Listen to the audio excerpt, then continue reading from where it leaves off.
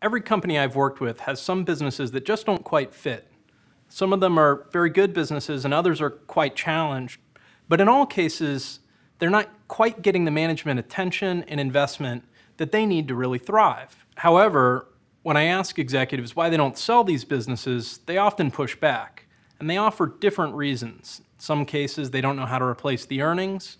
In others, they're afraid of the distraction that the carve-out may create for their base business. And yet in others, they're convinced that that business is about to turn its corner and they want to take advantage of that exciting future. So we looked at this and said, should companies be divesting more?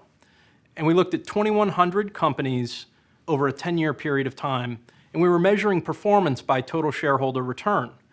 And what we found was that companies who engaged in divestitures in a focused way outperformed companies who didn't sell anything during that period by 15% on that total shareholder return basis. That's a big deal. And even more interesting, we found that when they combined the focused divesting with material and repeated M&A, they outperformed those inactive companies by 40%.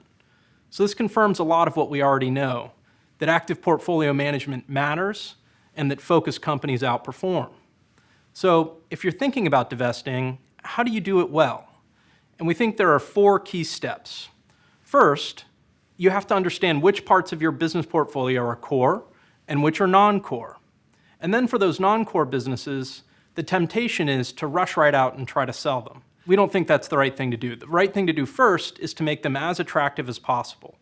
Develop plans, tell the story, make them as attractive a business as possible before engaging buyers.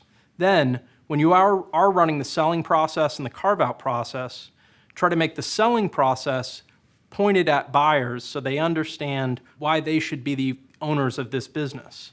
And in the carve-out process, run as smooth a process as possible to try to minimize disruption on your base business. And finally, it's critical not to lose the catalytic event that the carve-out moment creates to reshape the remaining business so that it has the right size, shape, and direction to succeed in its more focused future.